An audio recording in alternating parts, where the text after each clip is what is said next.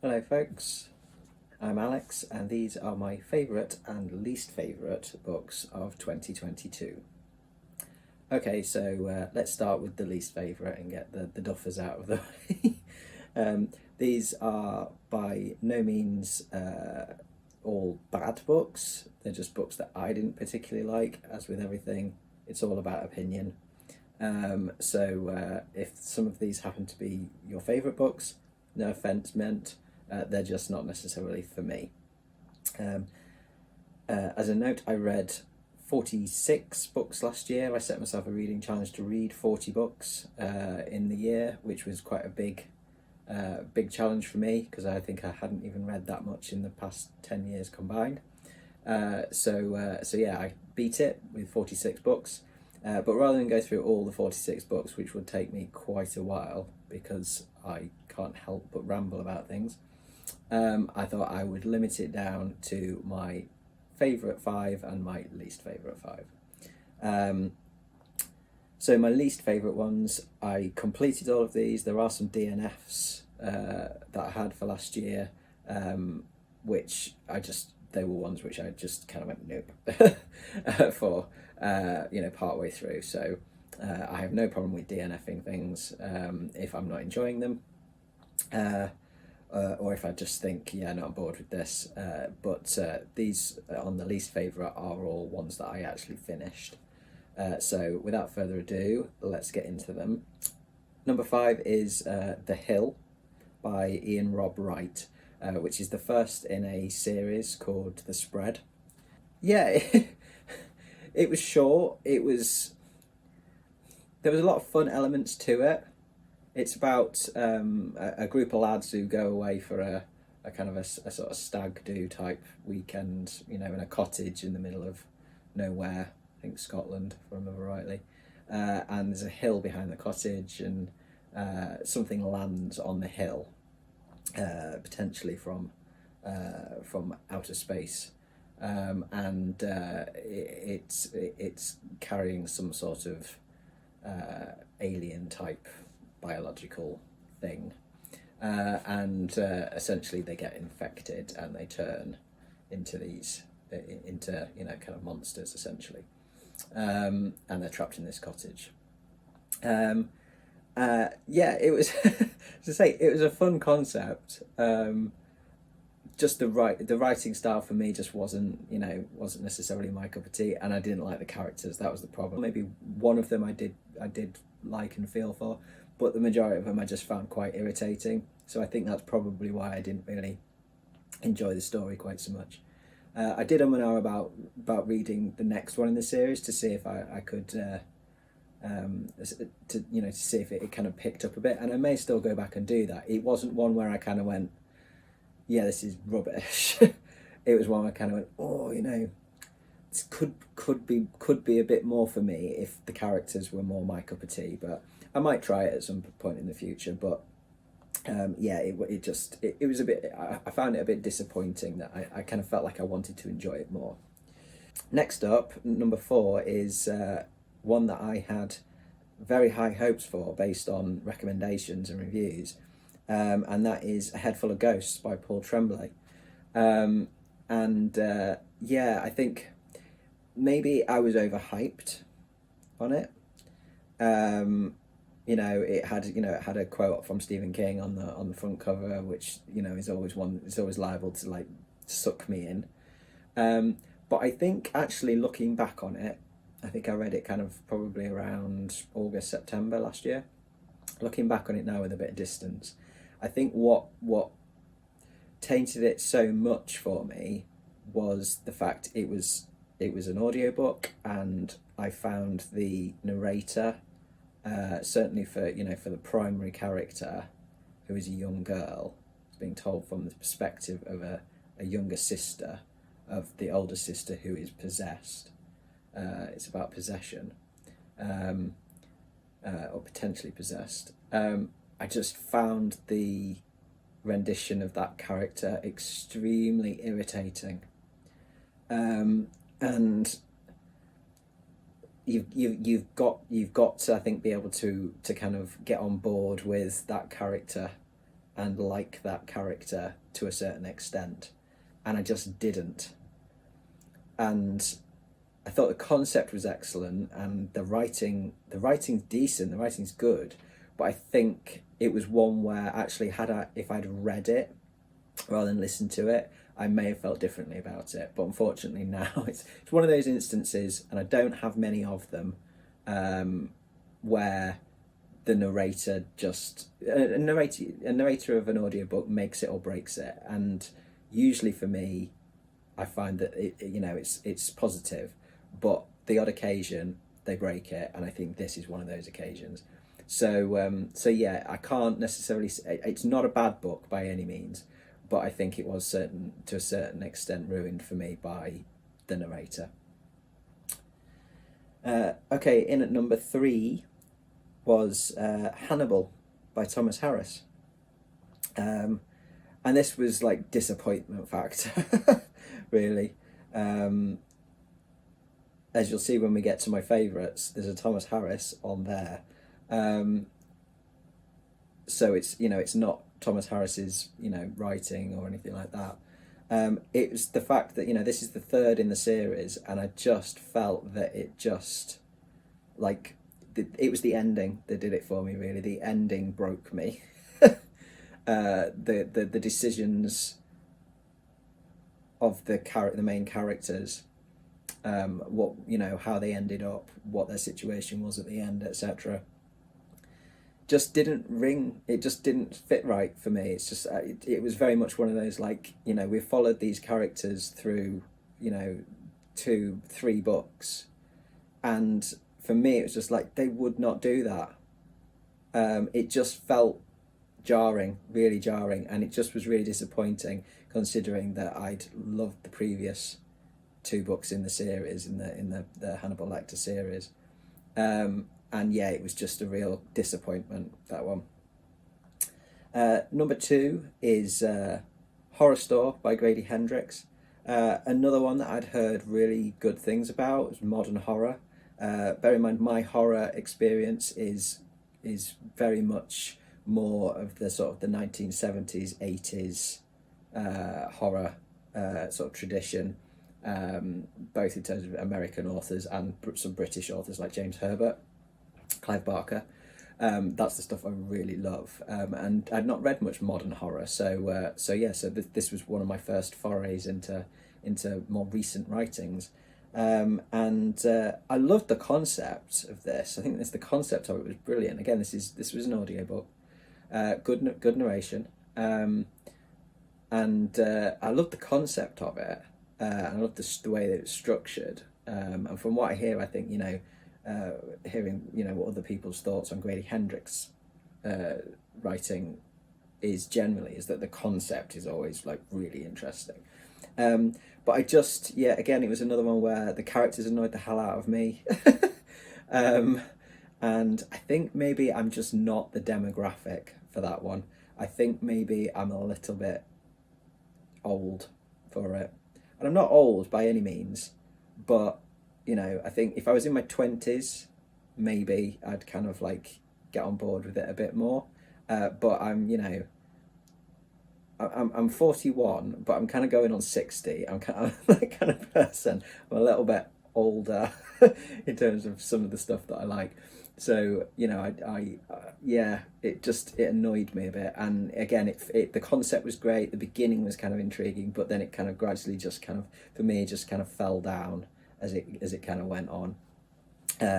So again, a little bit disappointing with it, but not a bad book, just not for me. Absolutely not for me. I may try some more Grady Hendrix at some point, but I'm not in any rush to. I wouldn't, it's not a definite no, no, absolutely not, but it's not kind of a priority. And then finally, my least favourite book of the year was The Ruins by Scott Smith. Again, you'll see a theme here. I really detested the characters. I couldn't feel any kind of sympathy for them, and they're all getting massacred essentially, or taken over by weird things, in an isolated environment, and I just didn't really care that much. Body horror, and I like body horror, so that was good. But and again, it's not bad writing by any means. In terms of style and stuff like that, the prose is decent enough. But it was just, I just found a lot of it, like kind of some of the things that the characters did and stuff, I just found quite unbelievable. I'm just like, oh my god, how stupid are you? You're making such ridiculous decisions and being so just boneheaded moronic sometimes that I was just like, nah, you kind of deserve everything that's coming to you. So it was a bit, I like to feel something for my main characters. I like to want to be on board. I like them to try and, even if they're not going to get out of it in the end, even if it's not going to be a happy ending, I don't need that. I just need to feel something, for them. And I just didn't. It just left me a bit cold. So yeah, again, another one it's not necessarily a bad book. It's just not for me. Basically, anything that I think is a bad book tends to get DNF'd, but these are just my least favourite books. So on to the good stuff, the favourite books of 2022. So starting at number 5, we've got Journey to the Centre of the Earth by Jules Verne. I'd never read any Jules Verne, and the back end of last year, I thought, do you know what? It's about time I'd start to try and get into some classics. I struggle with some of the language, certainly of stuff pre-20th century, and so I thought, let's go for something popular and science fiction-y, something that I think will hold my attention, and also I thought I'll listen to it as well. And I actually managed to get I had Kindle Unlimited at the time, and so I could read the text and listen, and that actually helped massively on my understanding of like the sort of differences in written style in terms of something that's the way the language is used. I mean, it's not too far. It's not like trying to read Dickens or anything like that, but it definitely helped. And it's just a fantastic story. It's when I was listening to it, I mean, I love geology and mountains and adventure and all that kind of stuff, and I read a lot of non-fiction about that. And then when I was listening to it, I was just thought, how have I not read this? This is absolutely my cup of tea. So yeah, I absolutely ripped through that. I would definitely listen to that again. It was just a really fun story. In at number 4, we're sticking with the classics, and that is with Jekyll and Hyde. Again, one that I'd never read. I thought, it's only short, I'll give it a crack. Again, listened to it and read it at the same time on the Kindle. Surprised me actually, because the only thing I knew about Jekyll and Hyde were, as in the idea, the characters, etc., were from kind of like really modern kind of interpretations of, or rip-offs essentially, where the characters of Jekyll and Hyde had been brought into kind of pop culture stuff, whether it's through really rubbishy films like Van Helsing and stuff like that, or is it the League of Extraordinary Gentlemen, I think it was in, and just kind of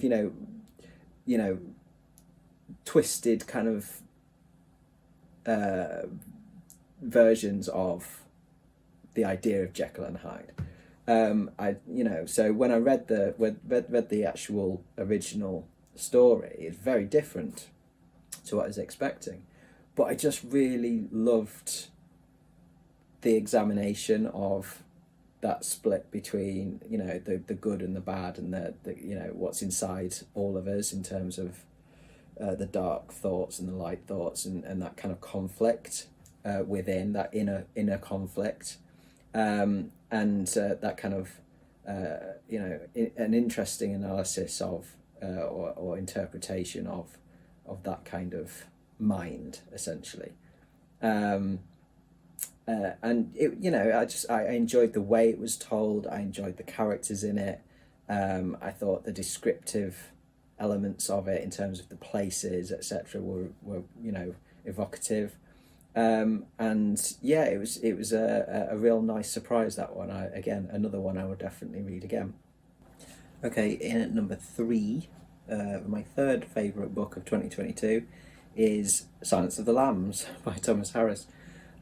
So yeah, I'd never read any of the Hannibal Lecter series before last year. I'd seen Silence of the Lambs, the film, many years ago.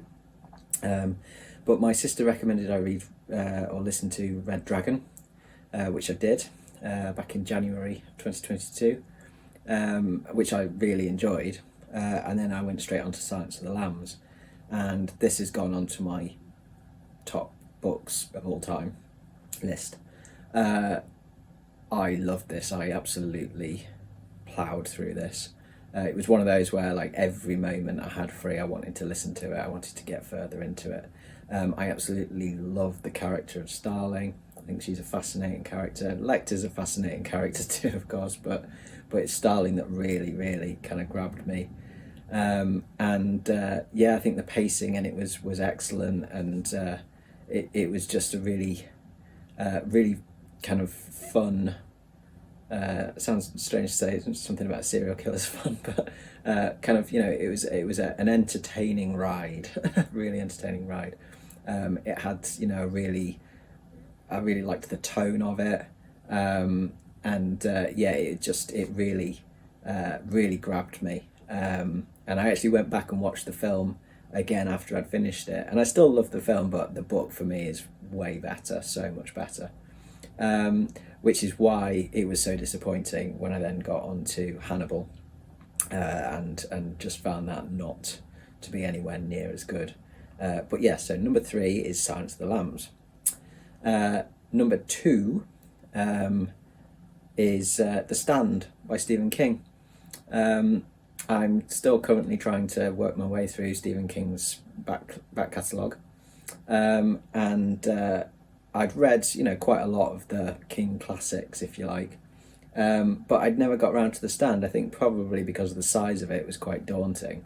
The only other sort of chunky boy of King's that I'd read was It, and I love that. That is one of that's on my top list as well.